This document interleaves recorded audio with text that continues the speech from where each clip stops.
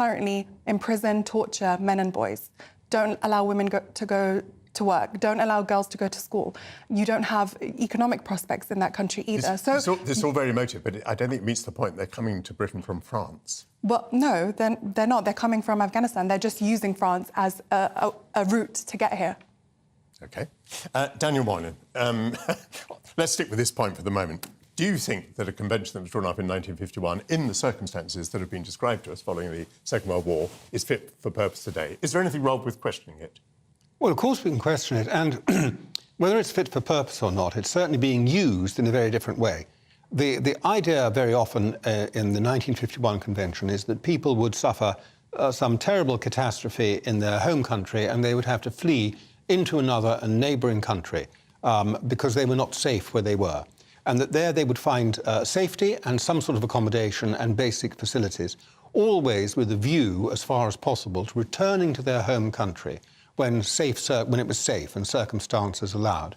What it's now become is a charter whereby huge travel agencies, criminal travel agencies, arrange transcontinental travel with a view to permanent settlement in the place where you're actually arriving. And yes, we know, Panna's right, we know their final destination is the UK because they bought a ticket to the UK from these criminal travel agencies. None of this was envisaged when the convention was drawn up, so it's operating in totally different circumstances. On the other hand, can you understand that our European neighbours say that just because Britain has left the European Union doesn't mean that Britain shouldn't have to share in the burden which is being borne by Europe? You think of an island like Lampedusa, where thousands of people are arriving, I mean, on a daily basis, dwarfing the local population. And the Italians, and the French for that matter, say, why on earth should Britain not share in the immigration problem which afflicts all of Europe? Well, of course they're going to say that, and you can understand why they say that, but there is an answer to it. Not everybody will like the answer. And the answer is that actually geography matters. And the fact that we're an island means that we in principle are likely to get fewer refugees arriving here than you are going to get in Lampedusa and Greece and so on, closer to the places where the migration starts. And if we want to do something to help refugees, and it's a perfectly common and humane ambition to want to do so, taking them into Britain and throwing away that geographical advantage is not necessarily the only thing to do. We can be giving money, and we do give money, to help refugees in camps, refugees who've been displaced elsewhere. We do it directly, we do it through the UN High Commissioner for Refugees. So it's not our obligation to take refugees in. And the French may not like it that we're at the end of the end of the continent, but that's where geography has placed us. Pimana, Suella also spoke about multiculturalism. How do you assess it? Do you think it's been a success, a failure, or a mixed bag? I think it's very mixed, to be honest. But one thing I do want to say about her comments, you know, when I listened to them first, well, I listened to the speech and I kind of felt sick. But that particular comment, I thought it's very mixed because belonging means that you can be your full, true self in the country that you grow up in, right? If you look at me, for example, I come from an Afghan background, but I very much consider myself British, you know, and there's lots of mannerisms and things that I do that my mother says that's so English, and there's nothing wrong with that. But I think that you know, we have to look at this as making sure that people don't live in bubbles and have access to opportunities. How do we make sure they don't live in bubbles? Well, one, we don't have an actual integration scheme like other countries in Europe do. You know, I heard in Holland, for example, one of the things is that you have to learn how to ride a bicycle, for example, as part of your citizenship journey. You know, so these are cultural things that people are sort of doing. We now have the Life in UK test that people have to take before they get naturalisation in the UK. So I think that there are things that we can do to try and help encourage that. But what I see, you know, cutting English language lessons or cutting funding to schools, cutting funding to these kinds of services that are needed to help progress that kind of integration isn't exactly beneficial. Pimana and Daniel, excuse me, and thank you. The Prime Minister apparently has been speaking, and we're going to have a listen to what Rishi Sunak has been saying. Well, look, we've got spades in the ground on HS2 and we're cracking on with delivering it. But funnily enough, I was just talking to people here in Burley about what we're doing for them to level up. We've just announced £1 billion of investment in 55 towns across the UK, because there's lots of different ways that we can level up. It's not just about our big cities. More people live in towns than big cities, and we want to back them with long-term funding, which we're going to put local people in control of. I was just talking to the team here about how they can be involved. Each of these towns is going to get £20 million in long-term funding, and they can focus on their priorities. Nicer high streets, safer communities, and preserving civic community assets. Those are the types of things that people want to do to level up their areas, and now they're being backed with £1 billion in long-term funding and putting local people in charge to bring about that change.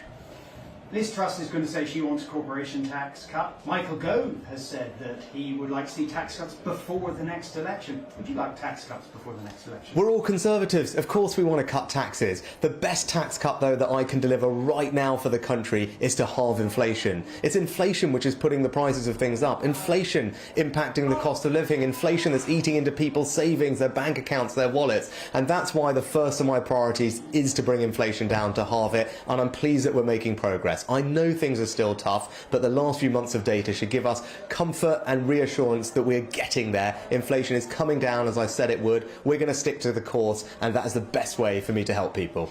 More than 30 of your colleagues have said they won't vote for your budget if it raises taxes. Can you reassure them that they won't be put in that position?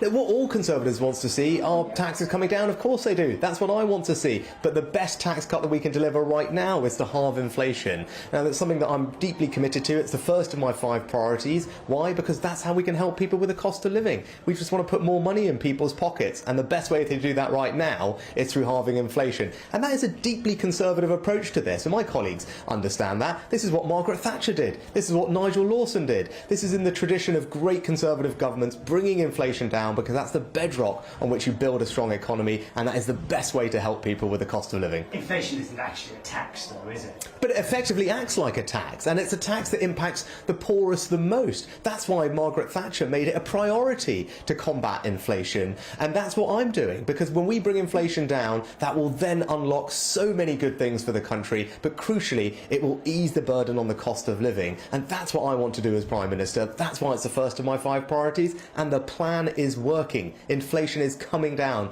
I said it would. We've got to stick to the course, and we will get the job done. And finally, on Ukraine, Prime Minister, Dmitry Medvedev has said today that any British military personnel who are in Ukraine training the Ukrainians would be a legal target for the Russians.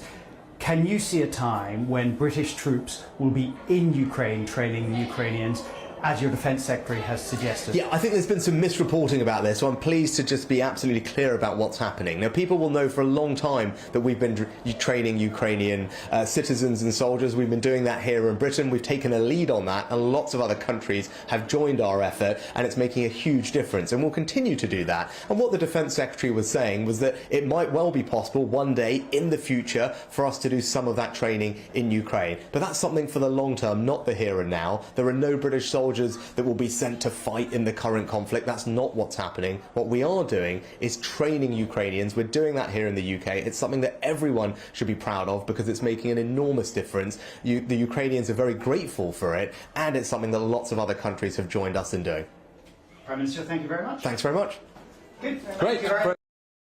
A rather bouncy-looking Prime Minister Rishi Sunak at a basketball court in Manchester, rowing back on the idea that British soldiers are going to be sent to Ukraine to train Ukrainian soldiers.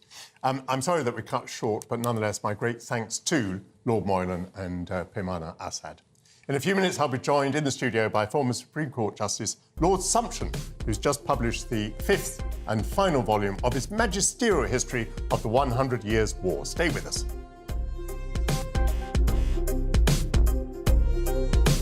Hello there, I'm Greg Dewhurst and welcome to your latest GB News weather forecast. We do have rain in the forecast over the coming days, but there'll be some bright spells at times too, and temperatures generally on the warm side, particularly as we head towards next weekend. Low pressure generally dominating the pressure pattern over the next few days, bringing spells of rain, but eventually high pressure should start to move in by the middle of the week.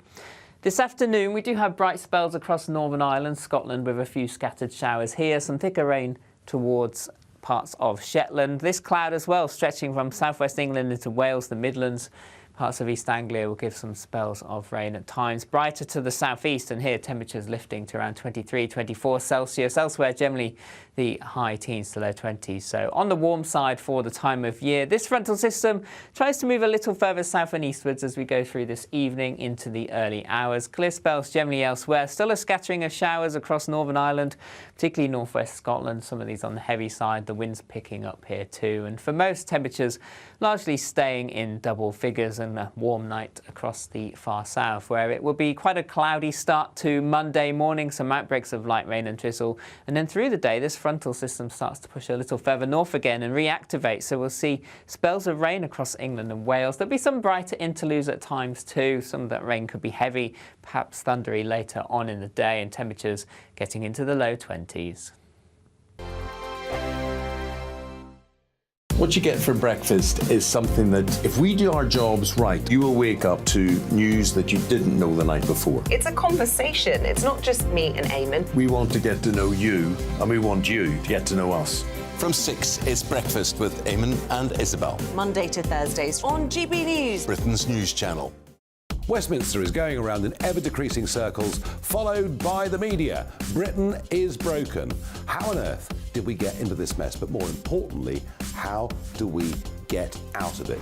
Join me at 7 p.m, Mondays to Thursdays on Farage, here on GB News. We will have open, rational debate. We've got to work out how Britain moves forward from this. Join us here on GB News, the People's Channel. Britain is watching.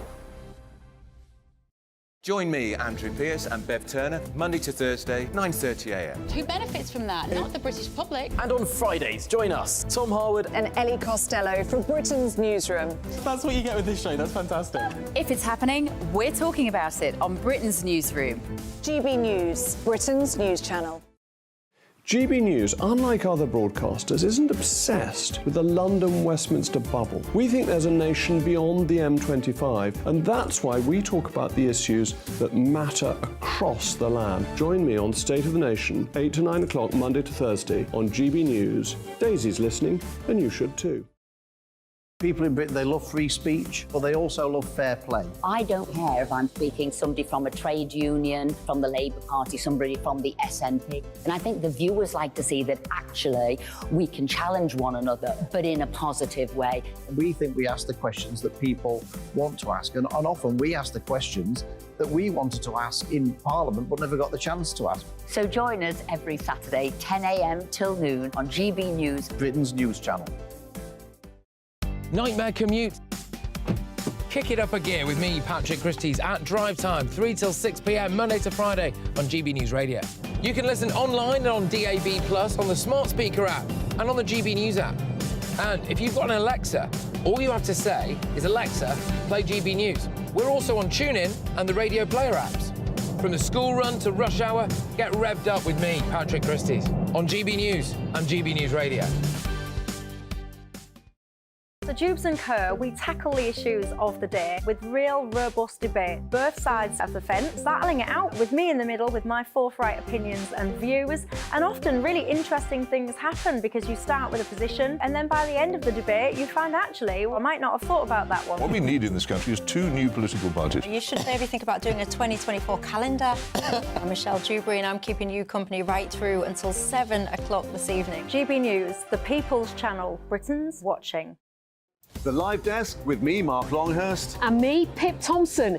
It's here Monday to Friday on GB News. From midday, we'll bring you the news as it breaks, whenever it's happening and wherever it's happening, from across the UK and around the world. Refreshing, feisty, but with a bit of fun too. If it matters to you, we'll have it covered on TV, radio and online. Join the Live Desk on GB News, the People's Channel, Britain's news channel.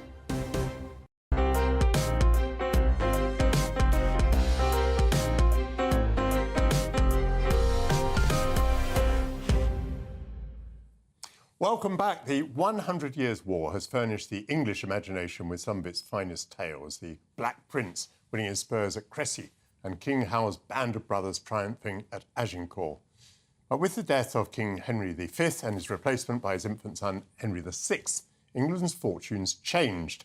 And with the appearance of Joan of Arc, French morale and military skill improved vastly. England's heroism eventually came to naught as the English Empire in France imploded in the 15th century. The defeat of the English is the subject of Lord Sumption's fifth and final volume in his history of the 100 Years' War, itself the product of decades of effort. And Lord Sumption joins me now to discuss it. Well, the first thing to say is congratulations on 43 years of work. Thank you. Shall we start with Henry V? Your book begins more or less with his death. He was an extraordinary figure, and would I be right to assume then that the change in English fortunes begins with his removal from the scene, his premature death? Yes, you would. Henry V was not a man that you and I would have enjoyed a walking tour with. He was rather prissy, prim, but he was a brilliant leader. He was a brilliant politician. He grasped the fact that in a country like France, which had a decade of civil war, by offering them a clear victory and an ordered society, he would be able to get at the loyalty of a lot of Frenchmen, which he did. And much of that disappeared after his death. Describe, because people may not be familiar with this, describe the area of France that was ruled by the English king at the end of Henry V's reign. Well, Henry V directly controlled through his own troops and bureaucrats Normandy and the provinces immediately around Normandy. But through his ally, Philip the Good, Duke of Burgundy, he actually theoretically ruled and practically controlled the whole of France north of the Loire. The great problem at his death was that he had failed to prevent the Dauphin from setting up an alternative government. The Dauphin, the future Charles VII,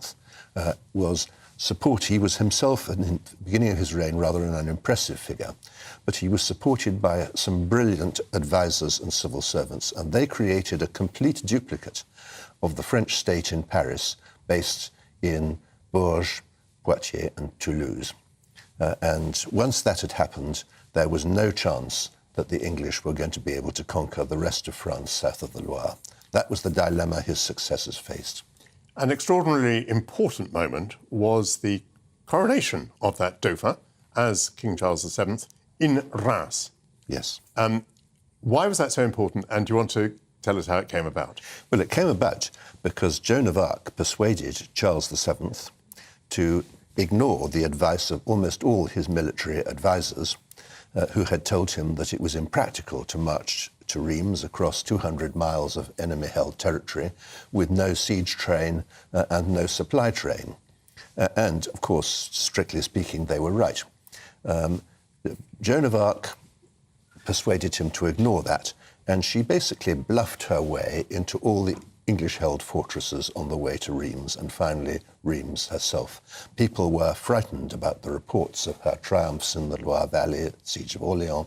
They believed that by resisting her, they would be resisting the will of God, and they just opened their gates. It was a pure bluff. It was a risk, but then in war, wars are won by risk-takers, and Joan of Arc was the most spectacular of all risk-takers. I was half prepared for your book to say that Joan of Arc was a kind of myth. I expected you kind of to debunk her, because it just seems too improbable for words that a teenage girl can have such an impact upon military affairs and the coronation of a king. But you do not debunk her. She really did have that role. She really did have that role, certainly in the later part of her career. I think you can say that her role at the Siege of Orleans has been perhaps overstated. It had a terrific effect on morale, but the basic decisions were made by professional soldiers. Same was true of the Battle of Patay, in which the French defeated and largely destroyed an English army in the Loire Valley. But the coronation expedition really was her doing. Meanwhile, let's look at the English. Henry VI had succeeded Henry V, but as an infant, so there was a regency. And how successful was the king and those who ruled in his name? Well, during his infancy, before he basically took control to some extent, so far as he was mentally capable of doing so, in 1437. For most of that time, the French Empire of England had been ruled by his uncle, John, Duke of Bedford. one of the rare examples in history of a good uncle. And a very formidable administrator who got on very well with the French. He was a clever diplomat. He was widely respected by French and English alike. And he kept the show on the road basically until Joan of Arc came along. Thereafter, it was decline. When Henry VI took the reins over personally, he proved to be completely inadequate. He wasn't interested in the war. He was essentially had a sort of Christian pacifism. He wanted an end to it.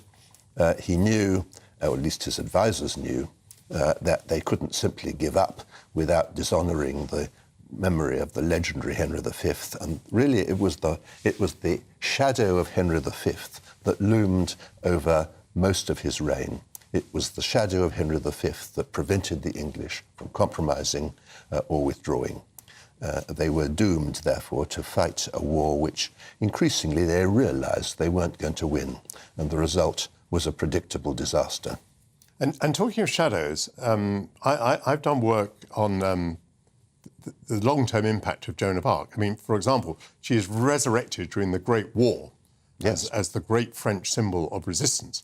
It is hoped that she will once again inspire the French to pull victory from the jaws of defeat. Yes, Joan of Arc she's been adopted as a patron of monarchism, of Catholicism, of French patriotism, and periodically of anti-English sentiment.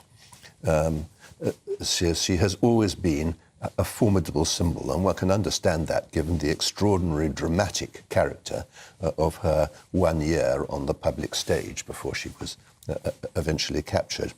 And talking of 1 year, you've spent 43 years doing this. Why? Well, I think everybody should have another dimension to their lives. I've been a lawyer for most of my adult life, although I started as an academic historian. And you need a hinterland. This is what I had taught when I was a Don at Oxford, and I didn't just want to give it up simply because I had turned to what a famous soldier in the 100 Years' War called the needless business of law. Jonathan Sumption, thank you very much. The book is called Triumph in Illusion. It's the 5th volume of his history of the 100 Years' War. And by the way, it's beautifully written. Anguish followed the news that one of the country's most famous and beautiful trees was illegally felled this week. The sycamore in Northumberland had stood like a lonely sentinel on England's northern frontier for over 200 years. It became a pilgrimage destination. Many people would leave heartfelt messages there. By the tree, proposals of marriage were made and ashes of the deceased were scattered. Details of exactly how it was felled remain murky. A 16-year-old and a man in his 60s have been arrested. Amateur photographer Ian Sproat took many pictures of the tree and joins me now. Ian, you must be very, very sad. Let's not dwell on that too long. Tell me your approach to photographing this tree. It's always been a pretty magical place, you know. Right from the very beginning, when a friend of mine, Andrew, took us up to the tree, I took my first astro shot there. And ever since that shot, when the stars glistened in the sky and the silhouette of the tree in the distance, I just fell in love with it from that moment. How many photographs do you think you took of it? And presumably you wanted to be there at all times of day and in all seasons. Yeah, I mean, it doesn't matter what time of the day you used to go there. I mean, my preferred time of the day was nighttime. I used to go there during when the stars were out because it was at its quietest and its most peaceful. I mean, the amount of pictures I've taken there is probably uncountable. When I used to go there, I used to shoot time lapses. So the one that's on the screen now, for example, it's like over 280 shots just for that one shot. So it's literally uncountable. There'll be tens of thousands of images I've taken there over the last few years since I've started. Tell me, in your experience as a photographer, have you ever come across a tree that was quite as beautiful or quite as affecting? I mean, it is emotionally affecting, this tree, isn't it? It is, yeah. I mean, I think people people just class it as a tree. I've read a lot of quite saddening comments on social media and stuff, but it's just a tree. There's thousands of trees get felled daily, and like rainforests are collapsing. It was more than just a tree. It was almost a sacred place. When people visit this tree, whether it be through a marriage proposal or the death of a loved one, somewhere that shared a moment with a loved one, it's different. It's not just a tree. It's almost like a holy ground, a sacred place. Ian, your photographs are really fantastic, and I think now they're going to be even more valuable than we imagined before, because the tree is no longer with us, but your images will live on. And I thank you very much for taking them and sharing them with us today.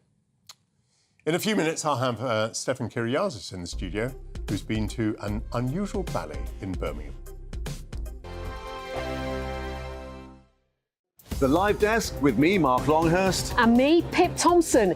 It's here Monday to Friday on GB News. From midday, we'll bring you the news as it breaks, whenever it's happening and wherever it's happening, from across the UK and around the world. Refreshing, feisty, but with a bit of fun too. If it matters to you, we'll have it covered on TV, radio and online. Join the Live Desk on GB News, the People's Channel, Britain's news channel.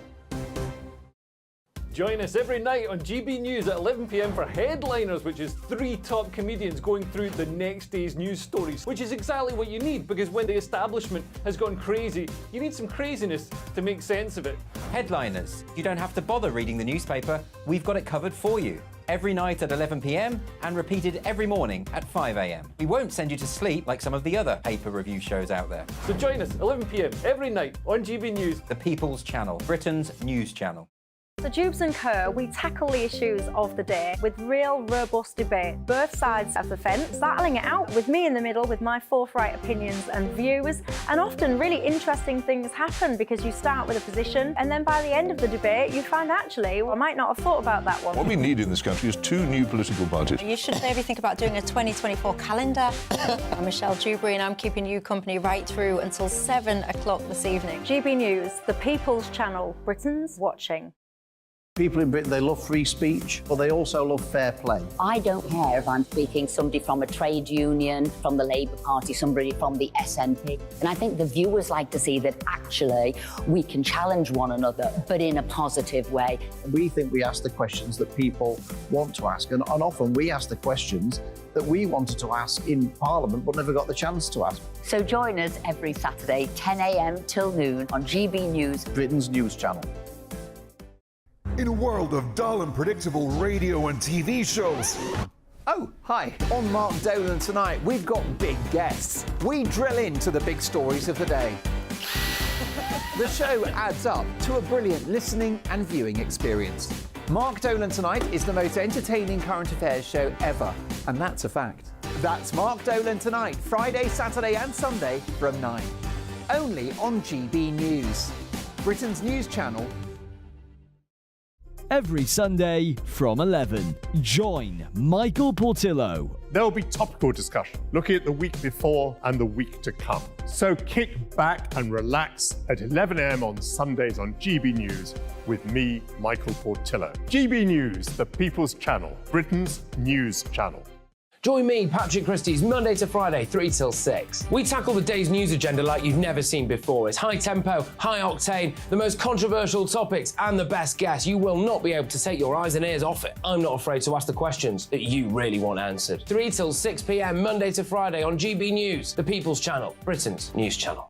What you get for breakfast is something that, if we do our jobs right, you will wake up to news that you didn't know the night before. It's a conversation. It's not just me and Eamon. We want to get to know you, and we want you to get to know us. From 6, it's Breakfast with Eamon and Isabel. Monday to Thursdays on GB News, Britain's news channel.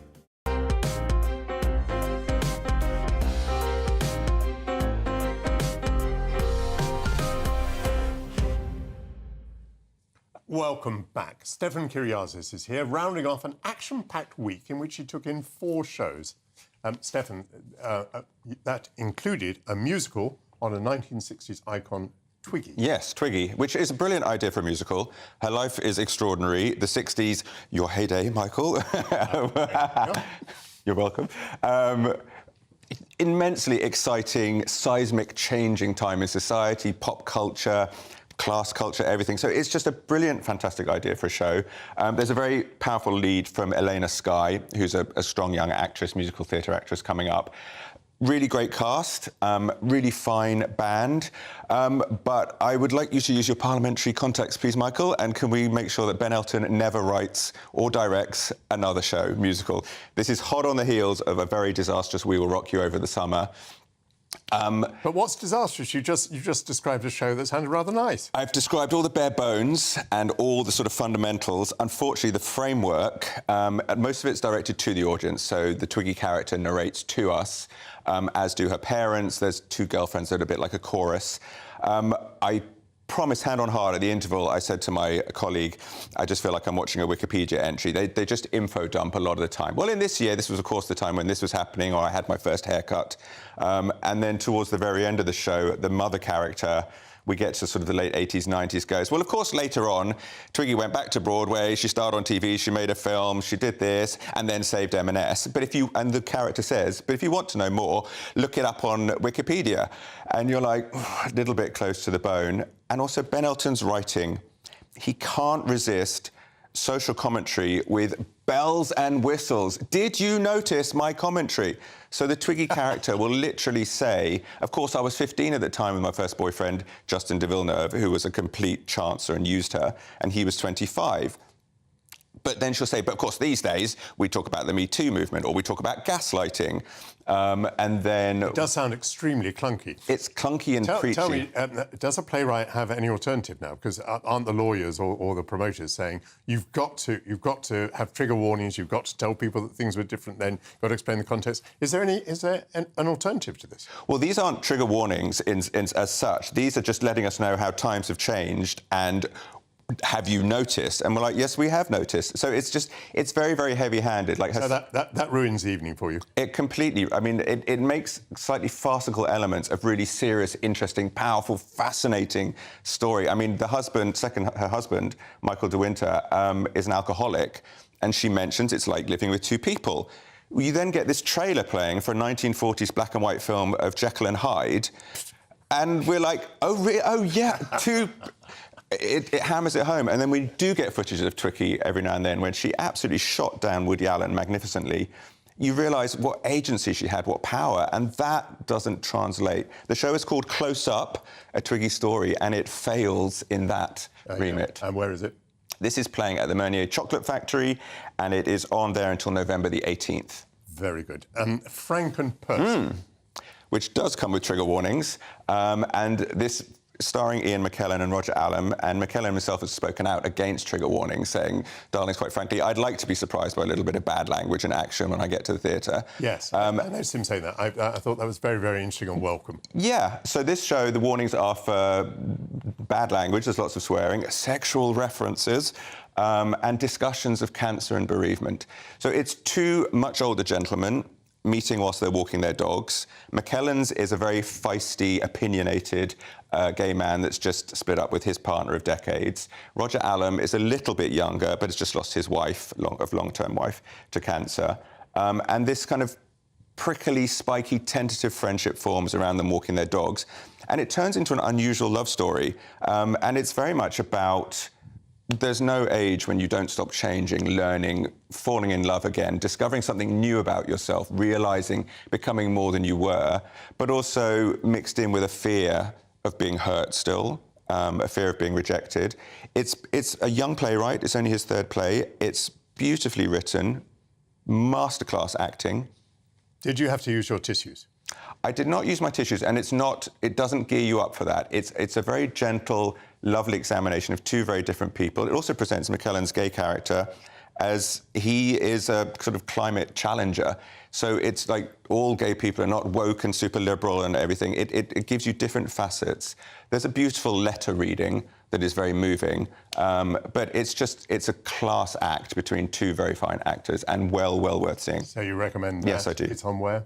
That is playing at the Other Palace, which is next to Buckingham Palace, and that one is on until December the 17th. It's extended, which is great news. Audiences are coming. Stefan has also been to see a ballet, which is based on the music of Black Sabbath, and we can see a little clip.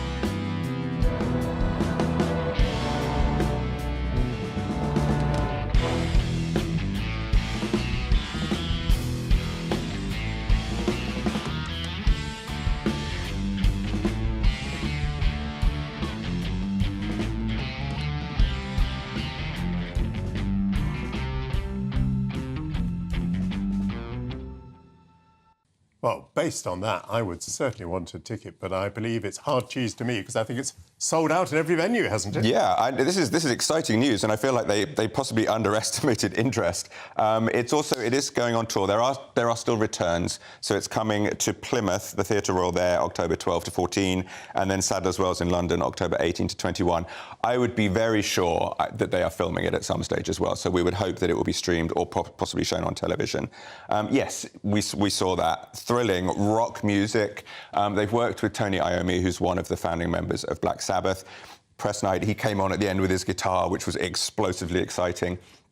And what we're seeing is, I looked around the audience, there are a lot of men with long hair and rock T-shirts. It's an utterly different audience coming in.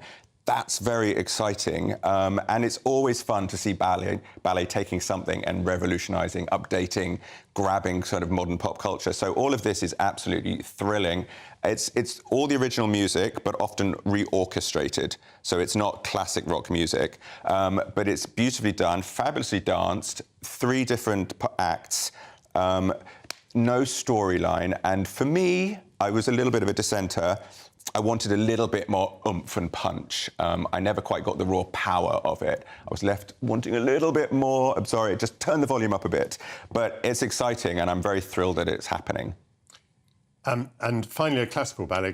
You've been to see Don Quixote. Don Quixote last night at the Royal Ballet. I wore my jacket and I loved it so much. I'm wearing it again today. This is classical ballet. Also, we must say, Birmingham Royal Ballet, Carlos Acosta, ex-world-class dancer, now directing there. He also created this Don Quixote at the Royal Ballet. Busy man this week, popped up on the stage at the end of the curtain call. And it's his 2013 version of the classic 1900 Petit peu Bolshoi show. Don Quixote, Cervantes, off-tilting windmills, but the main storyline is about Kitri, the young, gorgeous girl, falling in love with Basilio, the penniless barber. We've got Marianela Nunez. She's 41, gives us all hope. She's more powerful, more lithe, more beautiful, more delightful on stage now than ever. Looks like she can go forever. She unfurls these incredibly beautiful limbs, partnered with a young, handsome Vadim Muntagirov, huge Russian megastar. 2 of them together are sublime. You've got tambourines, maracas, capes, fans, 4 gypsy guitarists on stage. Beautiful love story, tons of comedy, brilliant choreography, gorgeous music. I loved every second of it. It's stunning. It's absolutely spectacular. And let me just add, if I may, I went to see Peter Grimes last night at the English National Opera. Martin Brabbins conducting. The audience was immensely enthusiastic, particularly for the playing of the Benjamin Britten music. Funnily enough, my father went to the premiere at Sadler's Wells in June of 1945 and wrote about it for a Spanish publication. It was Britain's first opera. It is absolutely sensational. It is an extraordinary piece because it starts grim and gets grimmer as it goes along. So it's not a bundle of laughs, but it is a fantastic show. Stefan Kyriazis, thank you so much for coming on. Pleasure. I hope to see you again next week. That's it for the first hour of Sunday with Michael Portillo. In a few minutes, I'll be asking what would happen if we did stop oil, or indeed where would we be today without oil. Stay with us. Hello there, I'm Greg Dewhurst and welcome to your latest GB News weather forecast. We do have rain in the forecast over the coming days, but there'll be some bright spells at times too, and temperatures generally on the warm side, particularly as we head towards next weekend. Low pressure generally dominating the pressure pattern over the next few days, bringing spells of rain, but eventually high pressure should start to move in by the middle of the week. This afternoon we do have bright spells across Northern Ireland, Scotland, with a few scattered showers here, some thicker rain towards parts of Shetland. This cloud as well stretching from southwest England into Wales, the Midlands, parts of East Anglia will give some spells of rain at times. Brighter to the southeast, and here temperatures lifting to around 23, 24 Celsius. Elsewhere generally the high teens to low 20s. So on the warm side for the time of year. This frontal system tries to move a little further south and eastwards as we go through this evening into the early hours. Clear spells generally elsewhere. Still a scattering of showers across Northern Ireland, particularly northwest Scotland. Some of these on the heavy side. The wind's picking up here too. And for most, temperatures largely staying in double figures. And some warm night across the far south, where it will be quite a cloudy start to Monday morning, some outbreaks of light rain and drizzle. And then through the day, this frontal system starts to push a little further north again and reactivate. So we'll see spells of rain across England and Wales. There'll be some brighter interludes at times too. Some of that rain could be heavy, perhaps thundery later on in the day, and temperatures getting into the low 20s. Join me, Camilla Tominey, on Sunday mornings from 9:30, taking the politicians to task and breaking out of SW1 to see how their decisions are affecting you across the UK. Bursting the Westminster bubble every Sunday morning, only on GB News, the People's Channel. Britain's watching.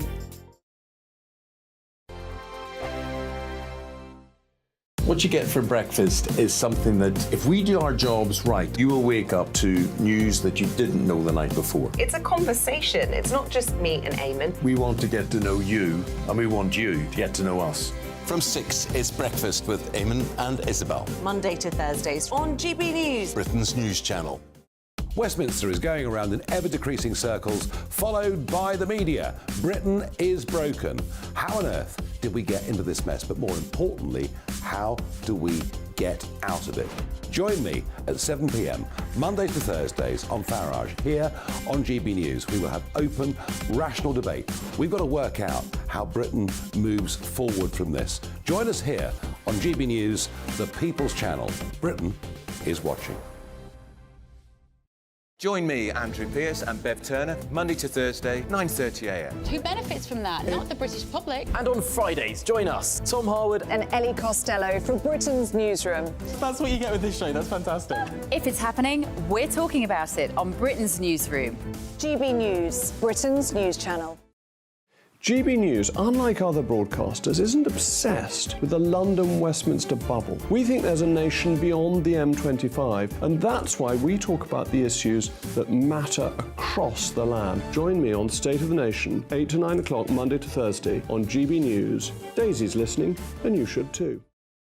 People in Britain, they love free speech, but they also love fair play. I don't care if I'm speaking somebody from a trade union, from the Labour Party, somebody from the SNP. And I think the viewers like to see that actually we can challenge one another, but in a positive way. We think we ask the questions that people want to ask, and often we ask the questions that we wanted to ask in Parliament but never got the chance to ask. So join us every Saturday, 10 a.m. till noon on GB News, Britain's news channel. Nightmare commute. Kick it up a gear with me, Patrick Christie's, at drive time, 3 till 6 p.m, Monday to Friday on GB News Radio. You can listen online and on DAB+, on the smart speaker app and on the GB News app. And if you've got an Alexa, all you have to say is, Alexa, play GB News. We're also on TuneIn and the Radio Player apps. From the school run to rush hour, get revved up with me, Patrick Christie's, on GB News and GB News Radio. So Jubes and Kerr, we tackle the issues of the day with real robust debate, both sides of the fence, battling it out with me in the middle with my forthright opinions and views. And often really interesting things happen because you start with a position and then by the end of the debate you find actually, well, I might not have thought about that one. What we need in this country is 2 new political parties. You should maybe think about doing a 2024 calendar. I'm Michelle Dewberry and I'm keeping you company right through until 7 o'clock this evening. GB News, the People's Channel, Britain's watching. The Live Desk with me, Mark Longhurst. And me, Pip Thompson. It's here Monday to Friday on GB News. From midday, we'll bring you the news as it breaks, whenever it's happening and wherever it's happening, from across the UK and around the world. Refreshing, feisty, but with a bit of fun too. If it matters to you, we'll have it covered on TV, radio and online. Join the Live Desk on GB News, the People's Channel, Britain's news channel. A world of dull and predictable radio and TV shows. Oh, hi. On Mark Dolan tonight, we've got big guests. We drill into the big stories of the day. The show adds up to a brilliant listening and viewing experience. Mark Dolan Tonight is the most entertaining current affairs show ever, and that's a fact. That's Mark Dolan Tonight, Friday, Saturday and Sunday from 9.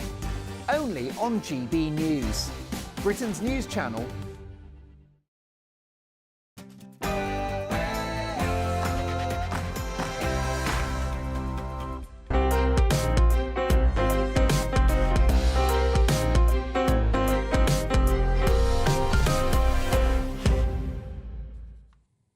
Welcome back to Sunday with Michael Portillo. Join me as we shimmy into a Sunday afternoon of good conversation covering music, travel, the arts and oil. When I began in politics, North Sea oil and gas were a source of great national pride. They offered us self-sufficiency, they rescued the public finances, demonstrated extraordinary engineering skills and made the idea of an independent Scotland plausible. How things have changed. This government seemed apologetic as it approved the development of the new Rosebank field. The modern world would be unimaginable without the hydrocarbons that powered cars, trains, ships, aircraft, power stations and supplied chemicals, plastics and fertilisers. With that perspective, what does just stop oil mean? After months of travelling the country, interviewing the rising classical music stars of the future, Julian Lloyd-Webber will be in the studio to tell us what concerts and shows we should see. Plus, the beloved British star of screen, Glynis Johns, is just days away from her 100th birthday. Is it time that she were recognised by the nation for her almost century-long contribution to the stage and film? Her grandson thinks so, and he'll tell me why. A month ago, we reported the hopes of conservationists that Venice, Queen of the Adriatic, would be added to UNESCO's list of endangered heritage sites. After a typically contentious two-week UNESCO summit, the Italian government succeeded in avoiding the city's listing. Anna Summers-Cox, journalist and tireless campaigner, will lament that decision. All of that to come, but first the news headlines with Ray Addison.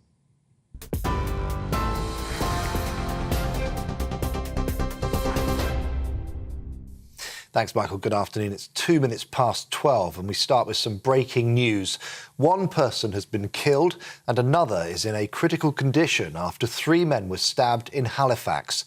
The third person was treated for a non-life-threatening injury. West Yorkshire Police says the attack happened just before 4 a.m. this morning. The crime scene is still in place while police conduct specialist searches and forensic inquiries. We'll bring you more on this developing story as we get it. Now, the Prime Minister has refused to commit to tax cuts as the Conservative Party conference gets underway. Rishi Sunak says his focus is on halving inflation because it impacts the poorest the most. On a visit to Burnley ahead of today's gathering, the PM insisted his approach is deeply conservative, saying it's a Thatcherite policy. What all Conservatives wants to see are taxes coming down. Of course they do. That's what I want to see. But the best tax cut that we can deliver right now is to halve inflation. Now, that's something that I'm deeply committed to. It's the first of my 5 priorities. Why? Because that's how we can help people with the cost of living. We just want to put more money in people's pockets. And the best way to do that right now is through halving inflation. And that is a deeply conservative approach to this. And my colleagues understand that. This is what Margaret Thatcher did. Well, Shadow Health Secretary Wes Streeting says Tory MPs are right to question Rishi Sunak's tax policies, including inheritance tax. After 13 years of Conservative government, we end up in a position where even its own MPs are having to campaign against their unfair tax policies. And I think Conservative MPs are quite right to say, how is it that we've got the worst, highest tax burden in 70 years? They should also be asking Rishi Sunak why, instead of thinking about cutting taxes for working people, he's looking to give himself and other super rich people a tax break by cutting a tax that affects 4% of people in this country, a tax cut that would earn him personally £300 million. A key part of the Windsor framework has come into effect for Northern Ireland with a green and red lane system to move goods from Great Britain. Our Northern Ireland reporter Dookie Beattie has more. As the protocol grace periods end, the framework document comes into place, although we must say this is a phased approach. This today really affects the retailers, the large supermarkets that have had problems with their supply chains. Those using groupage may still face problems, and that will really hit smaller retailers. But the real battle lines here will be drawn in January and right through to October next year, when customs not only look at goods travelling from GB into Northern Ireland, but also from goods leaving Ireland to go back in to the UK. Ofgem's energy price cap has now fallen across England, Wales and Scotland. In place for the next 3 months, the average household bill is set to be reduced by around £150. That's still more than 50% higher than pre-crisis levels. The government is yet to announce any financial support for struggling households. Some single-use plastic items are now banned in England. Businesses can no longer sell products like plastic cutlery, plates and polystyrene cups, and they face fines if they do. Local authorities will be able to carry out inspections to make sure that the rules are being followed. Andrew Crook is president of the National Federation of Fish Fryers. He says people need to be educated on how to recycle the new packaging. This is a product called bagasse, which is a compostable. It's made from sugarcane, so it does have a carbon footprint because it comes from China. The problem is they look very similar to what's banned, which is the expanded polystyrene. So I think there's still an educational piece from the government for consumers about how to dispose of them correctly. If they don't find their way into a bin and they're just discarded, they'll just act the same as plastic. And a lot of it, even if it ends up in general waste, will either be incinerated to produce electricity or end up in landfill. This is GB News across the UK on TV, in your car, on digital radio and on your smart speaker by saying play GB News. Now let's get back to Michael.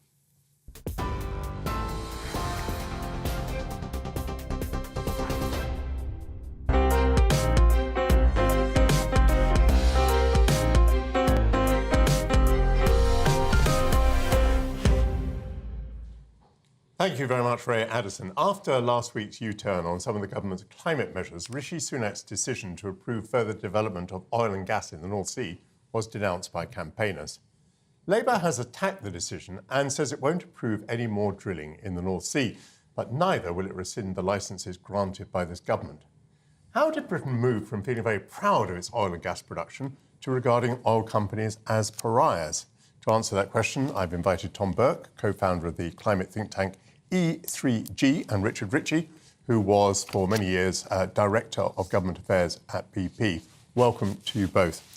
Richard, I should mention that I used to work for an oil company as well. How should you and I feel about the fact that oil companies are more and more being treated as pariahs? With surprise, and I don't feel any sense of shame for having worked for one for so long. I believe that oil companies and the gas industry as well, oil and gas provides an essential public service, but it's done by the private sector. It keeps all the vital mechanisms of this country going, and I'm very proud to have played a part in it. Now, whether it will forever, that doesn't worry me. I mean, every type of energy is eventually made obsolete by something else. But there is nothing to be ashamed of in terms of one's past, and there's nothing to be ashamed about in terms of its present, as long as one is not holding up the options of future developments elsewhere. I mean, for example, arts bodies have decided to sever their connections and their sponsorship with oil companies. I imagine you, like I, might think that's a mistake, but do you also think that oil companies, because they're big and powerful and they're experienced in engineering, can play quite a big part in solving the issues of the future? I certainly think the oil and gas industry has a part to play in what's called the transition from where we are today to where we will have to go tomorrow. I have absolutely no doubt about that. You raise an interesting thing about the operant oil companies. I mean, I think one of the reasons why the oil companies may be disliked is because they have appeased those who dislike them. And I was never very much, I mean, as you know, I know that you adore opera, I adore opera, but I was never convinced that it was in BP's interests to sponsor those occasions. And I think Stop Oil may have done us a favour, and certainly done BP's shareholders a favour, in saying they don't want our money. We can put it somewhere else. Tom, does just stop oil make any sense? We can't just stop oil. We're still heavily dependent upon it. And by the way, we don't just use it to burn. We also use it in chemicals, plastics, fertilisers and other things which are very important in our lives. No, I agree with that. We can't just stop oil. Nobody's proposing that we should just stop oil. People are campaigning, using the oil company, in a sense, to give expression to their frustration at the shortage, the slow pace at which governments are doing something we need to do much faster than we're doing now. By the way, I also used to work for BP, so I'm another oil. So we have a trio of people who've worked for BPs. I was a colleague with Ritchie for some time. So I completely agree with him about there's nothing to be ashamed about in working for an oil company. I think there really is a thing about some of the American oil companies that work very actively to suppress and challenge in a underhand way the science of climate change earlier on, which slowed down the transition. I think that's something the oil companies everywhere have got to deal with, but we're not going to get rid of oil or gas overnight. When you see the engineering challenges that were faced, not least in the North Sea, you saw these enormous platforms that were taken out there. And by the way, they were constructed super quickly. You know, it wasn't like High Speed 2. They were done in a year or two, and out they went, and they produced this oil. You think that sort of engineering skill could be jolly useful for the future because, you know, with wind turbines, we're also building colossal engineering projects on this scale. That's absolutely right. And it's not just the engineering, it's the project management skills, as we're discovering with HS2. You know, the absence of really good project management skills leads to things going completely out of control. And what the oil companies have are very good project management skills. We certainly need those skills. So we don't need to, as it were, get rid of the oil companies. We do need to accelerate the transition away from it, the use of oil and gas. And you're absolutely right, too. It's about burning fossil fuels. It's not about the existence of fossil fuels. We will go on needing fossil fuels for plastics, for other chemicals and so on, and that will go on, but it won't be the industry we now have. Tom refers there to the efforts of some of the oil companies to suppress the transition. But the image I have of the oil companies at the moment is not that they're kind of all-powerful and able to stop progress, but rather that they've made no defence. I mean, where is the narrative that tells us what the last 50 or 100 years would have been like without oil? And as we say, it's not only about burning oil. Without the fertilisers, we would not have been able to feed the world. And those fertilisers were petrochemical products which came from the production of oil. Why is this story not being told? Because I think people have, in this country, capitalists have always been on the defensive. It's not just the oil industry. Capitalists in this country have not served their country well in terms of defending the free market and the way it works and the wealth that it brings overall, not just for the... There's a sense, I think, in this country that if you've got shares in an oil company, you're selfish and will be doing very well yourself, but you won't be doing any good to anybody else. That is the sort of mindset that the oil industry has allowed people to get into. Now, I just mentioned at the beginning, I've always regarded the oil industry and the gas industry as an essential public service. I mean, there's no hospital that can survive without it. When you consider how a country... the quickest way to bring a country to a halt is to have a petrol strike. Nothing shuts it down as quicker. The railway, they're still trying to shut the country down. You know, we're all going on quite happily and quite normally. After 2 or 3 days of the petrol tankers going on strike, we're immobile. That remains the case. So that is... But the oil industry is frightened of pointing it out. They're frightened of pointing it out because they're worried that people like Tom, not that Tom is by any means one of the worst ones, but they're worried that Tom will give them a bad time. I'll certainly hold them to account. Isn't it rather important to have a very balanced discussion on this subject, which I hope we're having in the studio just at the moment? But, you know, people gluing themselves to pavements as though oil could be stopped tomorrow is absurd. And I would like to bet that those people have at least been on a diesel-powered train, even if they didn't arrive at the demonstration in a motor car, and I bet they've taken a package holiday. Well, Michael, you're absolutely right that expecting... You've been in a profession where the idea of consistency is a sort of remote application, so I wouldn't expect that of anybody else either. Of course, there are inconsistencies in the way people behave. I think it's a very long and proud tradition in this country of people dissenting. Now, everybody can judge differently about where the boundaries of that are and where you're beginning to cause a problem for somebody else. But I wouldn't want to suppress that tradition, which I think is a central part of who we are as a people. But wouldn't they do better to glue themselves to Tiananmen Square? Actually, I've got an even better idea than that. They'd do better to vote. What's really clear is that young people disproportionately don't vote, and yet they're the people who've got most at stake at getting this policy right. So if they really want to do something that will make a difference at the next election, is make sure they actually turn out and vote. Can I say, Michael, I'd have more faith in young people if they were to show signs of reducing their air traffic use. I mean, they use air flights. They go abroad for weekends and days, far more than any of us ever used to. They don't show any sign myself in practice. I know quite a few young Greens. When it comes to their practice, they're nothing. They don't act any differently. As they said. May I just anchor us on one thing? Just very briefly at the end. Will the development of Rosebank make any difference? No, it won't make any difference to our energy security or to the bills that people pay. Will it make a difference, operational difference to the world? No. Will it make a symbolic difference to the ability of Britain to lead other countries into doing what they do to keep us safe? Yes, it will. Yeah, you mean it's reputationally damaging for yes. Interesting, Richard, is it not, that Labour has not said, or in fact, I think has guaranteed that it will not rescind the expiration licences which are now being given by the government. And the significance of that is that expiration takes a while, expiration may discover more fields, and therefore there may be more to come. Yes.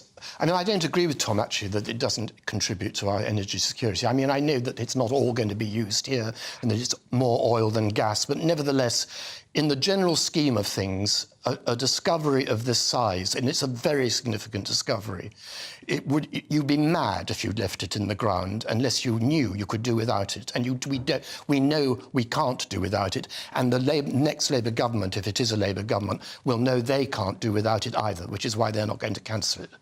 Well, thank you. I really value the tone of the discussion that we've had.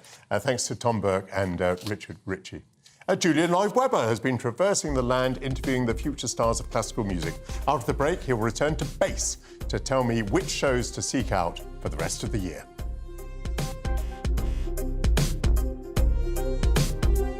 Hello there, I'm Greg Dewhurst and welcome to your latest weather for GB News. We're looking at a mixed picture over the next few days. We will see some rain, some showers as well, but there'll be some warm spells of sunshine and turning drier as high pressure moves in by the middle of the week.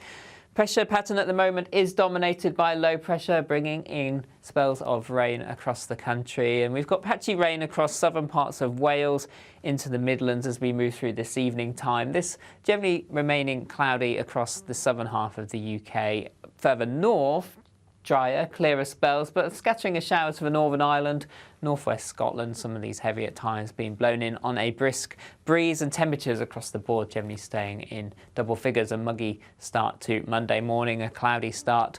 Southern counties of England and Wales. Patchy rain developing as we move through the morning and into the afternoon. Some of this rain could be heavy at times. Brighter skies for Northern Ireland, Northern England and Scotland, with a scattering of showers, again staying quite windy across the northwest of Scotland, and temperatures high teens to low 20s across the board. Into Tuesday, we continue to remain fairly unsettled. We'll see showers or longer spells of rain. We'll see some sunny spells, though, developing in between. Cloud across the southeast taking its time to clear, and temperatures generally again reaching the high teens into the low 20s for many. And then high pressure starts to build in towards the middle of the week, temperatures near average.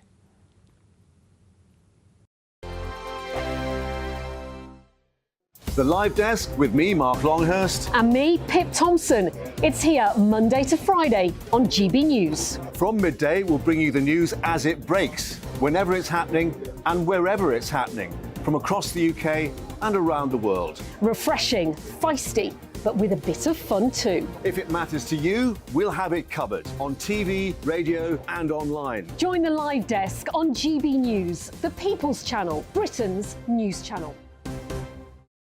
Join us every night on GB News at 11 p.m. for Headliners, which is 3 top comedians going through the next day's news stories, which is exactly what you need, because when the establishment has gone crazy, you need some craziness to make sense of it. Headliners. You don't have to bother reading the newspaper. We've got it covered for you. Every night at 11 p.m. and repeated every morning at 5 a.m. We won't send you to sleep like some of the other paper review shows out there. So join us 11 p.m. every night on GB News. The People's Channel, Britain's news channel. So Jubes and Kerr, we tackle the issues of the day with real robust debate, both sides of the fence, battling it out with me in the middle with my forthright opinions and views. And often really interesting things happen because you start with a position and then by the end of the debate you find actually, I might not have thought about that one. What we need in this country is 2 new political parties. You should maybe think about doing a 2024 calendar. I'm Michelle Dewberry and I'm keeping you company right through until 7 o'clock this evening. GB News, the People's Channel, Britain's watching. People in Britain, they love free speech, but they also love fair play. I don't care if I'm speaking somebody from a trade union, from the Labour Party, somebody from the SNP. And I think the viewers like to see that actually we can challenge one another, but in a positive way. We think we ask the questions that people want to ask, and often we ask the questions that we wanted to ask in Parliament but never got the chance to ask. So join us every Saturday, 10 a.m. till noon on GB News, Britain's news channel. In a world of dull and predictable radio and TV shows. Oh, hi. On Mark Dolan tonight, we've got big guests. We drill into the big stories of the day. The show adds up to a brilliant listening and viewing experience. Mark Dolan Tonight is the most entertaining current affairs show ever, and that's a fact. That's Mark Dolan Tonight, Friday, Saturday and Sunday from 9. Only on GB News, Britain's news channel. Every Sunday from 11, join Michael Portillo. There will be topical discussion, looking at the week before and the week to come. So kick back and relax at 11 a.m. on Sundays on GB News with me, Michael Portillo. GB News, the People's Channel, Britain's news channel. Join me, Patrick Christie's, Monday to Friday, 3 till 6. We tackle the day's news agenda like you've never seen before. It's high tempo, high octane, the most controversial topics and the best guests. You will not be able to take your eyes and ears off it. I'm not afraid to ask the questions that you really want answered. 3 till 6 p.m, Monday to Friday on GB News, the People's Channel, Britain's news channel. What you get for breakfast is something that, if we do our jobs right, you will wake up to news that you didn't know the night before. It's a conversation. It's not just me and Eamon. We want to get to know you, and we want you to get to know us. From 6, it's Breakfast with Eamon and Isabel. Monday to Thursdays on GB News, Britain's news channel.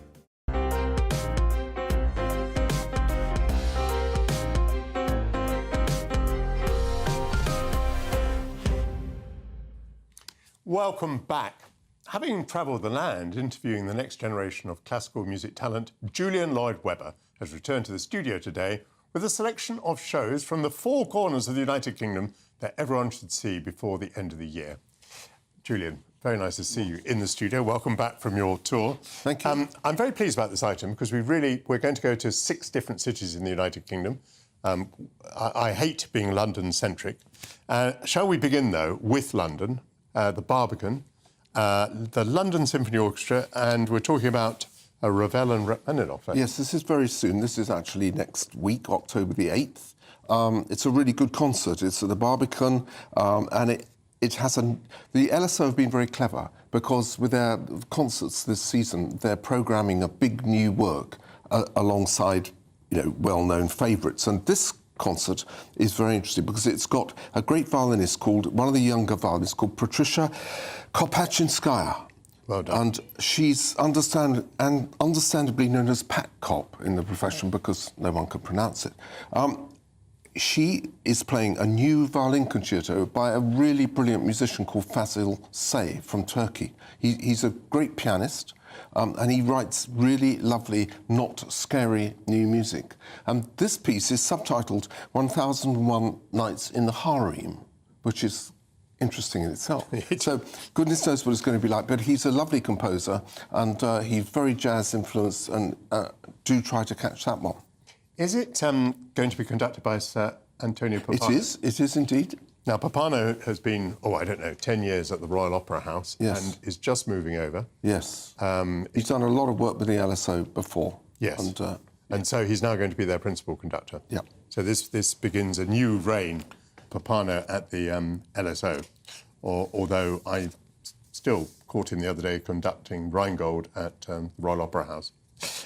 Let's move to Birmingham. Amongst other things, Beethoven's Symphony No. 3, the Eroica, which was written in 1803 and originally dedicated to Napoleon. Beethoven later withdrew the dedication when he saw what Napoleon turned into. Well, this is another interesting concert. It's at the Symphony Hall in Birmingham, which is a magnificent concert hall. Yes. And it's conducted by the CBSO, the City of Birmingham Symphony Orchestra's new principal conductor, Kazuki Yamada. Now, he's making great waves and people are excited by him. And the CBSO has a fantastic track record of choosing conductors. And it's interesting because the players choose the conductors themselves. Yeah. Usually the managements get involved and all kinds of deals go on with agents and stuff, but the players choose the conductors. And so from Simon Rattle onwards, they've got a great track record. So this programme, as you say, it's got the Beethoven Eroica, and also the title of the concert is better than usual because it's called Kazuki Conducts Beethoven's Eroica, where coming up I'll explain that some of the titles that now seem to be obligatory are very silly. Yes. But this is good. They rather annoy you. Yes. So we're going to move as far as Manchester. We're probably going beyond High Speed 2 from Birmingham to Manchester. What's going on there at the this one certainly, Bridgewater Hall? This doesn't need any subtitle because it's the National Orchestra of Ukraine. They're on a tour, first tour for many, many years in the UK, and they'll be at Bridgewater Hall in Manchester on October 27 with a programme which includes Bruch's Violin Concerto along with the lovely First Symphony by Sibelius, a really urgent, fresh work. Yes, one of my favourite pieces. My mother was a huge Sibelius fan. My father too. Oh, really? Yes, well, I absolutely love the First Symphony. And, gosh, I should think there'll be a lot of emotion with the Ukrainians. I'm sure there will, and I'm sure that it will be a fantastic concert. And Bridgewater Hall's a lovely hall. From Sibelius's First to Elgar's First, and from Manchester we go them further north to the Usher Hall in Edinburgh. Yes, well, that's another one of my absolutely favourite halls. It's a beautiful concert hall. And this time it's the BBC Scottish Symphony. It's a lovely programme. Unfortunately, they've subtitled it Escape into Sweeping Melodies, which, OK, it's Mozart Piano Concerto, one of his very best, in D minor. And it's played by one of our best pianists, Martin James Bartlett, a really, really great young player. And the Elgar's the wonderful First Symphony. And all conducted by Ryan Wigglesworth, who's a really excellent conductor. I had not noticed the development of these sort of subtitles. It's obviously obligatory. Which is, yes, obviously the marketing team has been out there. They're hard at work. And the worst offender from your point of view in terms of these subtitles, we're going to come across now in Cardiff. What's going on in Cardiff? This is the most ridiculous title because it's called Postcards from Liverpool. OK, so it is the Royal Liverpool Philharmonic, but the conductor happens to be Venezuelan, the soloists are Dutch and Belgian, and the music is by Bizet, Brahms, Debussy and Rimsky-Korsakov. So no Lennon-McCartney. I'm not sure what those postcards are, but it's a lovely programme, and they're a great orchestra too. Also, there's another one in Cardiff. The Cardiff Concert Series, by the way, is one of the best in the country. I was really impressed by it. And the other one I picked out is John Wilson and his Symphonia of London doing their Hollywood programme, and he is terrific at it, and it's really worth catching that. And that's on November the 7th. Excellent. And we can also go to Belfast. This is a most unusual concert. Tell us about this. It certainly is. It's at the Ulster Hall, another lovely old hall. It has the rather silly title Glitter of Waves because it has a couple of pieces that vaguely reference the sea. But most important, it features a wonderful, brilliant pianist, Nicholas McCarthy, who was tragically born without his right hand. So he's playing two difficult works for the left hand alone. And I think it's well worth catching that concert. He's a brilliant talent.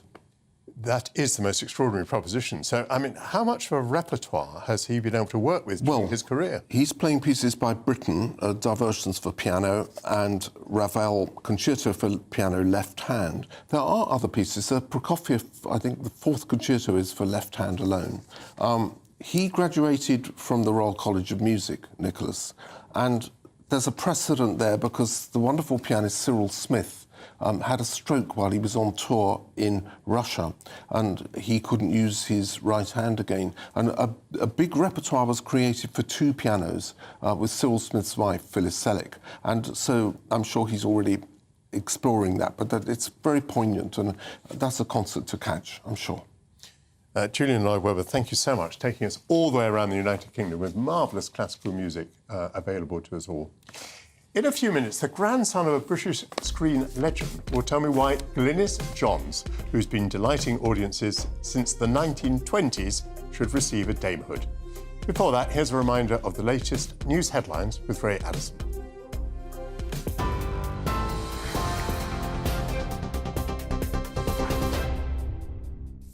Thanks, Michael. It's exactly 12:30. Our top stories this hour. The Prime Minister has refused to commit to tax cuts as the Conservative Party conference gets underway. Rishi Sunak says his focus is on halving inflation because it impacts the poorest the most. On a visit to Burnley ahead of today's gathering, the PM insisted his approach is deeply conservative. What all Conservatives wants to see are taxes coming down. Of course they do. That's what I want to see. But the best tax cut that we can deliver right now is to halve inflation. Now, that's something that I'm deeply committed to. It's the first of my 5 priorities. Why? Because that's how we can help people with the cost of living. We just want to put more money in people's pockets. And the best way to do that right now is through halving inflation. And that is a deeply Conservative approach to this. And my colleagues understand that. This is what Margaret Thatcher did. Well, meanwhile, protesters have been gathering outside of the conference in Manchester, calling for an end to the Conservative government.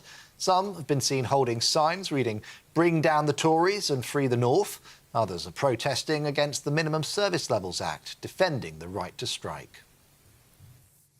A key part of the Windsor framework has come into effect for Northern Ireland, with a new system introduced to move products from Great Britain. Goods which are being transported to the EU will use a red lane, which includes customs declarations and some checks, while those bound for Northern Ireland will use a green lane with minimal paperwork and no checks. Not for EU labels will start appearing on some products in stores. Ofgem's energy price cap has now fallen across England, Wales and Scotland. In place for the next 3 months, the average household bill is set to be reduced by around £150. That's still more than 50% higher than pre-crisis levels. The government is yet to announce any financial support for struggling households. And some single-use plastic items are now banned in England. Businesses can no longer sell products like plastic cutlery, plates and polystyrene cups, and they face fines if they do. Local authorities will be able to carry out inspections to make sure that the rules are being followed. You can get more on all of those stories by visiting our website, gbnews.com. Now let's get back to Michael.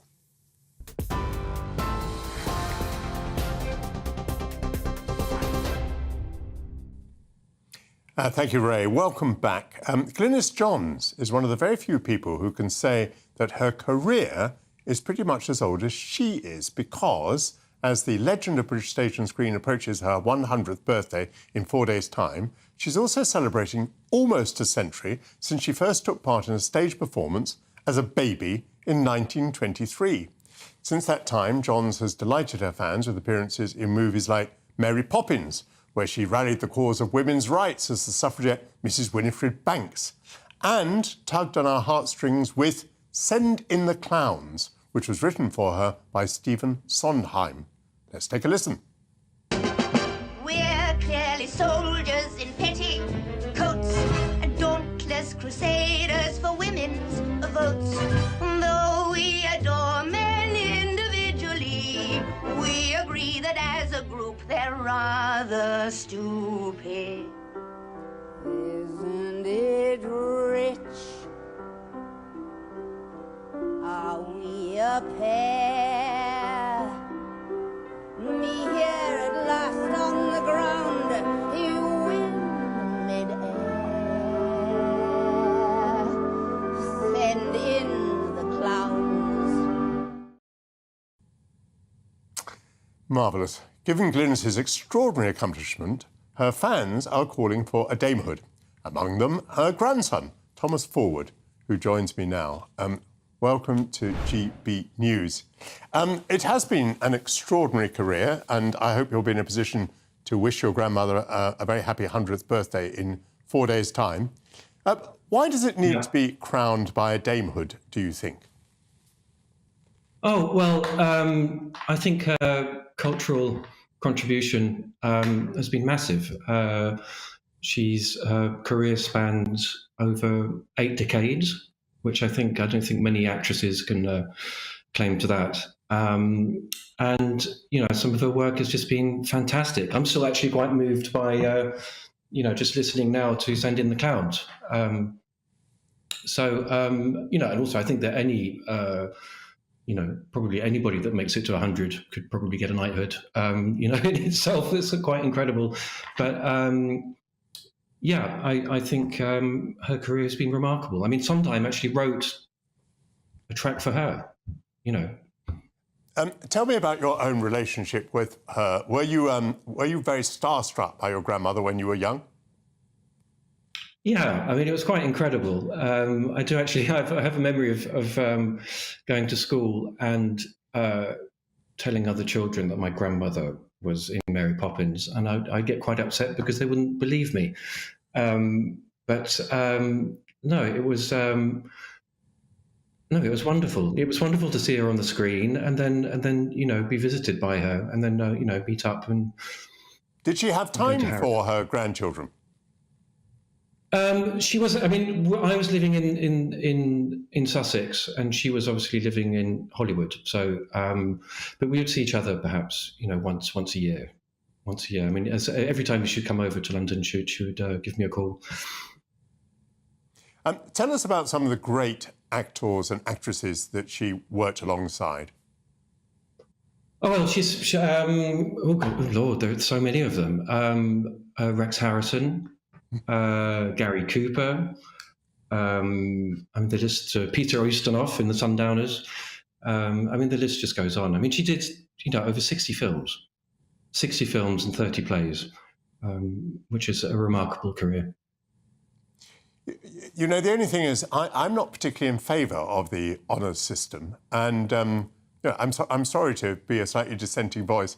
I think the brilliance of your grandmother's career stands on its own. I'm not sure that it needs.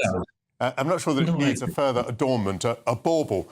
But tell me why you think. Why you think I'm not really pushing. I'm not pushing for it that much. I think it does stand for itself, and I don't think she would really mind. She'll be watching this, and I think she would just be very happy that we're talking about her. And I don't. You know, I just think it would be a cherry on the cake. It would be. You know, it would be a lovely thing for her to know that people. You know, still remember her, because she's been in retirement for the past 15 years or so. You know, but you know, I agree. You know, I think her career suffices. Thank you very much. And talking of cakes, let's hope she has the most tremendous cake on her 100th birthday in 4 days' time. Thank you very much, Thomas Forward, grandson of Glynis Johns. After the break, we'll be speaking to arts journalist Anna Summers-Cox, who's been disappointed in her hope that the beloved city of Venice would be added to UNESCO's list of endangered heritage sites. A two-week summit of the UN body in Saudi Arabia led to the nations gathered there voting down the proposal. Stay with us. What you get for breakfast is something that, if we do our jobs right, you will wake up to news that you didn't know the night before. It's a conversation. It's not just me and Eamon. We want to get to know you, and we want you to get to know us. From 6, it's Breakfast with Eamon and Isabel. Monday to Thursdays on GB News, Britain's news channel. Westminster is going around in ever-decreasing circles, followed by the media. Britain is broken. How on earth did we get into this mess? But more importantly, how do we get out of it? Join me at 7 p.m, Monday to Thursdays on Farage, here on GB News. We will have open, rational debate. We've got to work out how Britain moves forward from this. Join us here on GB News, the People's Channel. Britain is watching. Join me, Andrew Pearce and Bev Turner, Monday to Thursday, 9:30 a.m. Who benefits from that? Not the British public. And on Fridays, join us, Tom Harwood and Ellie Costello from Britain's Newsroom. That's what you get with this show. That's fantastic. If it's happening, we're talking about it on Britain's Newsroom. GB News, Britain's news channel. GB News, unlike other broadcasters, isn't obsessed with the London-Westminster bubble. We think there's a nation beyond the M25, and that's why we talk about the issues that matter across the land. Join me on State of the Nation, 8 to 9 o'clock, Monday to Thursday on GB News. Daisy's listening, and you should too. People in Britain, they love free speech, but they also love fair play. I don't care if I'm speaking somebody from a trade union, from the Labour Party, somebody from the SNP. And I think the viewers like to see that actually we can challenge one another, but in a positive way. We think we ask the questions that people want to ask, and often we ask the questions that we wanted to ask in Parliament but never got the chance to ask. So join us every Saturday, 10 a.m. till noon on GB News, Britain's news channel. Nightmare commute. Kick it up a gear with me, Patrick Christie's, at drive time, 3 till 6 p.m, Monday to Friday on GB News Radio. You can listen online and on DAB+, on the smart speaker app and on the GB News app. And if you've got an Alexa, all you have to say is, Alexa, play GB News. We're also on TuneIn and the Radio Player apps. From the school run to rush hour, get revved up with me, Patrick Christie's, on GB News and GB News Radio. So Jubes and Kerr, we tackle the issues of the day with real robust debate, both sides of the fence, battling it out with me in the middle with my forthright opinions and views. And often really interesting things happen because you start with a position and then by the end of the debate you find actually, well, I might not have thought about that one. What we need in this country is 2 new political parties. You should maybe think about doing a 2024 calendar. I'm Michelle Dewberry and I'm keeping you company right through until 7 o'clock this evening. GB News, the People's Channel, Britain's watching. The Live Desk with me, Mark Longhurst. And me, Pip Thompson. It's here Monday to Friday on GB News. From midday, we'll bring you the news as it breaks, whenever it's happening and wherever it's happening, from across the UK and around the world. Refreshing, feisty, but with a bit of fun too. If it matters to you, we'll have it covered on TV, radio and online. Join the Live Desk on GB News, the People's Channel, Britain's news channel.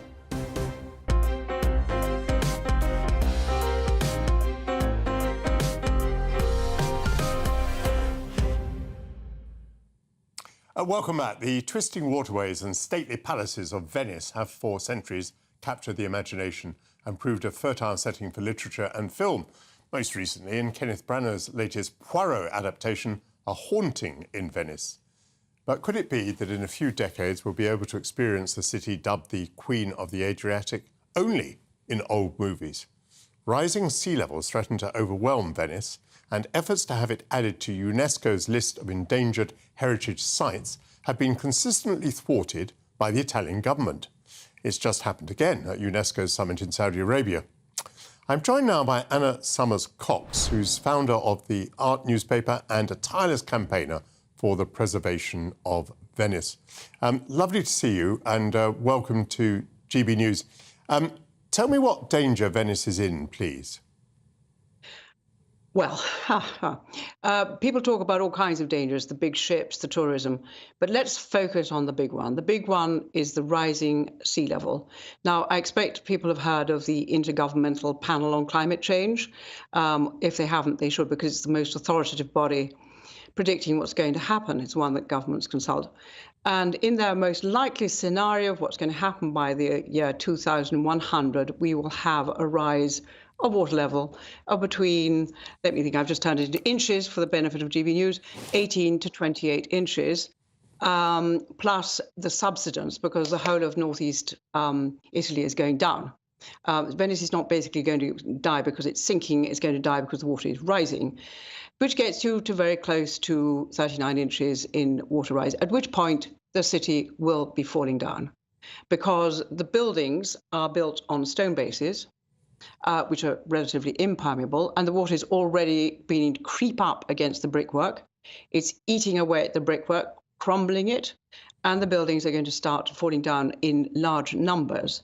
And the extraordinary thing is that the Italian government is in denial about this. It has no plan whatsoever to deal with it. Now, people will say, we've heard of the barriers that go up between the Adriatic Sea and the lagoon. Fine, they work. But they're there for the temporary flooding events, the things that, last about 3 days. They go up, they go down. This is an absolutely constant rising water level. And you can't do anything about that except by basically keeping the level of the water inside the lagoon lower, permanently lower than it is outside. The only people I can think of who could actually organise that at the moment are the Dutch. The Dutch know they're going to die if they don't deal with that. Anyway, in brief, that is the problem. Anna, I do understand the problem the way you've explained it to us. I'm just wondering, though, why would a UNESCO listing make all the difference? You seem to have more faith in, as it were, a bureaucratic change than I would have. Yeah, it's not the bureaucratic change. And I got, great qualifications about UNESCO. It is, like all of these international bodies, United Nations, is riven by battles between the global south and the west. And it's not exactly corrupt, but shall we say it's full of people paying each other favors. But if the Italian government would just recognize the problem, that would be half the battle. If it said, we know that there is a really serious danger, because it's like an alcoholic. The moment you recognize that you're an alcoholic, you're on your way to being cured. But until you say, I am an alcoholic, it doesn't matter what people say to you, you're not going to do anything about it.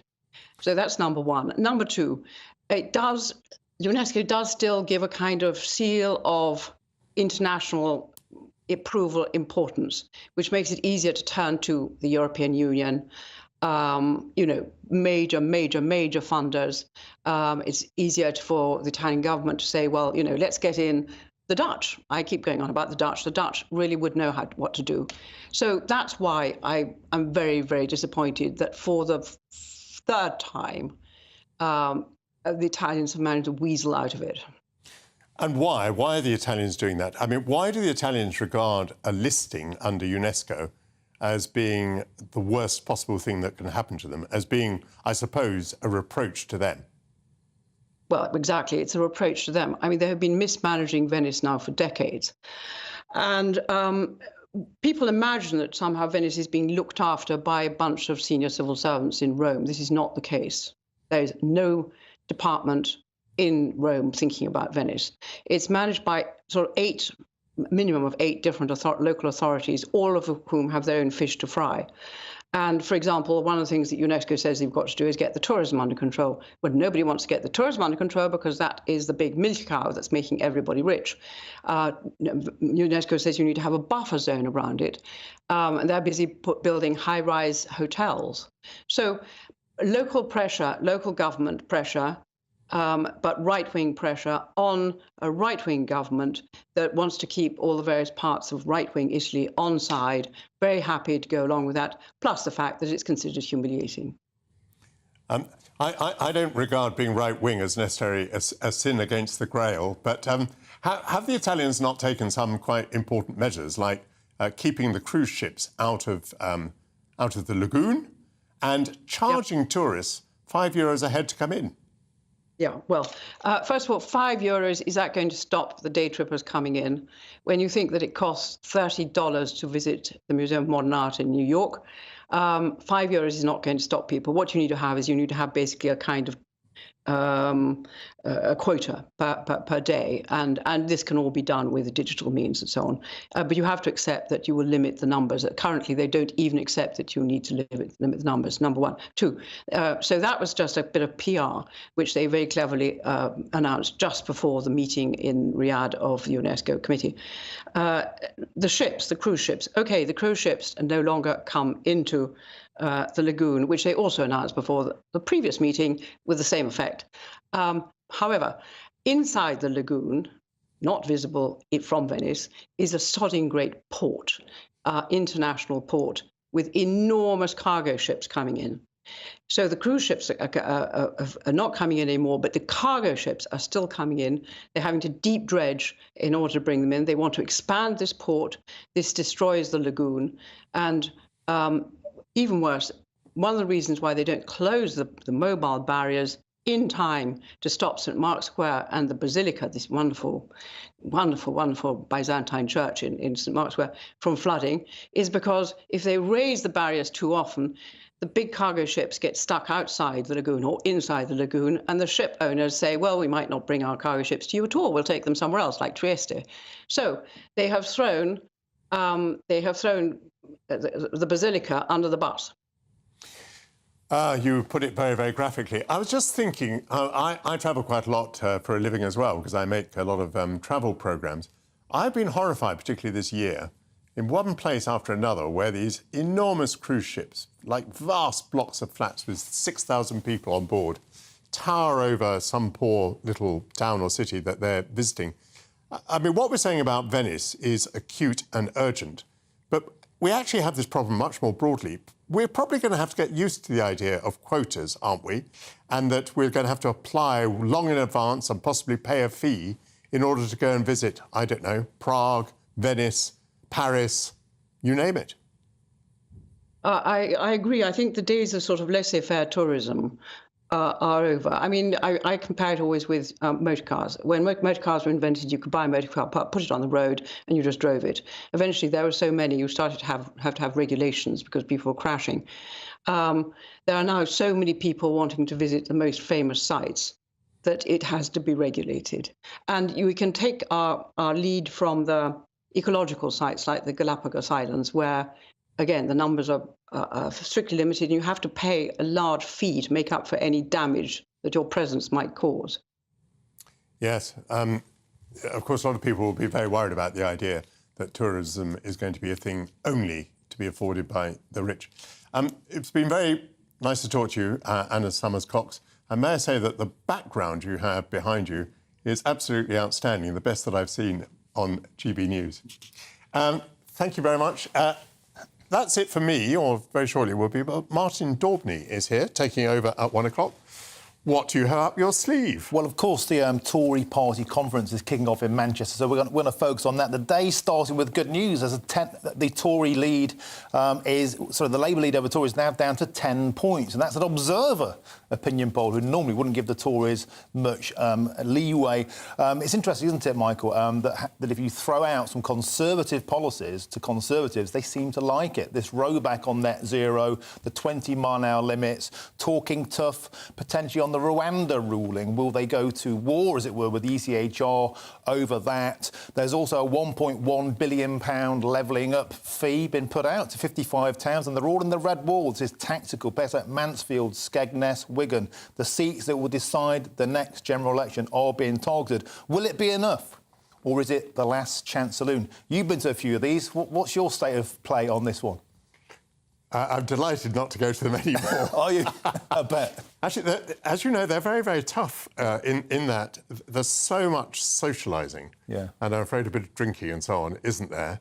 And also, of course, when I was a politician, we were always there under immense stress, partly about the speech that you were going to make, but also if you were involved in writing the leader's speech or whatever. So I associate them with stress and alcohol, and I'm very pleased not to be there anymore. But I do think that some politicians might need to grow up on the very point that you've just mentioned. But if the polls have really shifted 10 points, with a couple of announcements by Rishi Sunak, then why have so many Tories completely given up already on the next general election? Well, that's a great point. And maybe it's because people felt there wasn't any choice. Like the Labour Party and the Tory Party felt the same on taxation. They felt the same on immigration. There's lost control of our borders. They felt the same on net zero. So maybe actually offering a difference is opening up that gateway, although there is a bit of a sting in the tail of this poll because the Reform Party is causing problems, a thorn in the side, especially in the Midlands. 18% of people who voted Tory last time said they won't, and they're going to go. So we've got loads to talk about. It's a Tory party conference. Of course, it's one thing for politicians to say things, and it's a very different thing for politicians to do things. Yes. So, I mean, they can talk tough on immigration, but the immigrants are still arriving on the boats, the illegal immigrants, I mean. They can say what they like about wokery in government, but it continues. Anyway, have a very good show, Martin Daubney, here at 1 o'clock. I'd like to say thank you to all my guests for giving up their Sunday morning and early afternoon to be with me today. I shall certainly be here next week, and I look forward to that very much. Until then, bye-bye.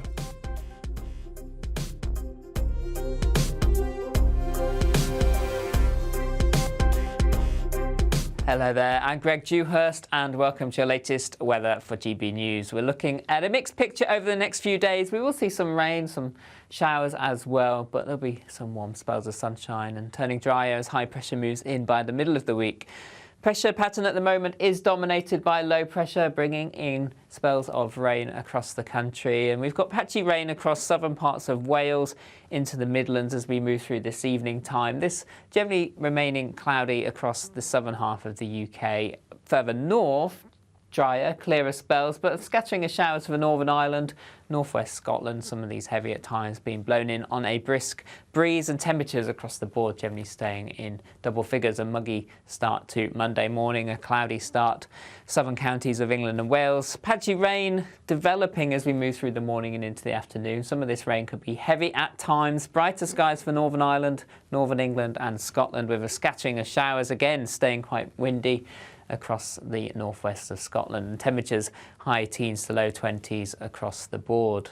Into Tuesday, we continue to remain fairly unsettled. We'll see showers or longer spells of rain. We'll see some sunny spells, though, developing in between. Cloud across the southeast taking its time to clear, and temperatures generally again reaching the high teens into the low 20s for many. And then high pressure starts to build in towards the middle of the week, temperatures near average. Join me, Camilla Tominey, on Sunday mornings from 9:30, taking the politicians to task and breaking out of SW1 to see how their decisions are affecting you across the UK. Bursting the Westminster bubble every Sunday morning, only on GB News, the People's Channel. Britain's watching. Hi then, Lee Anderson here. Join me on GB News on my show, The Real World, every Friday at 7 p.m, where real people get to meet those in power and hold them to account. Every week, we'll be hearing your views from up and down the country in the real world. Join me at 7 on GB News, Britain's news channel.